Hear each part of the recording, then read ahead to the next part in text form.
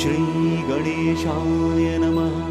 नारद उवाच प्रणम्य शिरसा देवं गौरीपुत्रं विनायकम्। भक्तावासं स्मरेन् नित्यं आयुः कामार्थसिद्धये। प्रणम्य शिरसा देवं गौरीपुत्रं विनायकम्। भक्तावासं स्मरे नित्यम् आयुः कामार्थसिद्धये। प्रथमं वक्रतुण्डं च एकदन्तं द्वितीयकं, तृतीयं कृष्णपिङ्गाक्षं गजवक्त्रं चतुर्थकं, लम्बोदरं पञ्चमं च षष्ठं विकटमेव च। सप्तमं विघ्नराजेन्द्रं धूम्रवर्णं तथाष्टमम्।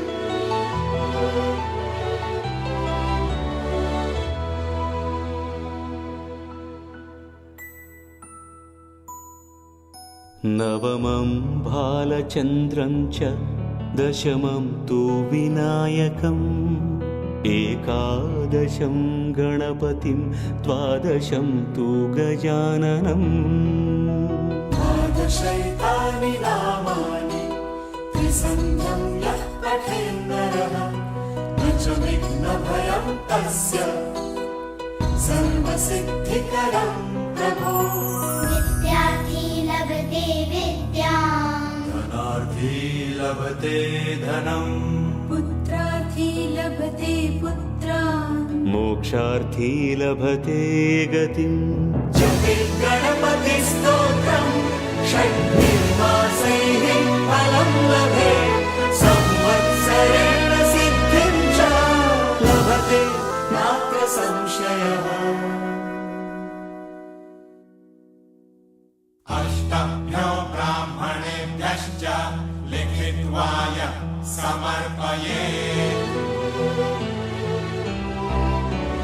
तस्य विद्या भवेत् सर्वा गणेशस्य प्रसादतः। इति श्रीनारदपुराणे संकष्टनाशनं नाम श्रीगणपतिस्तोत्रं सम्पूर्णम्।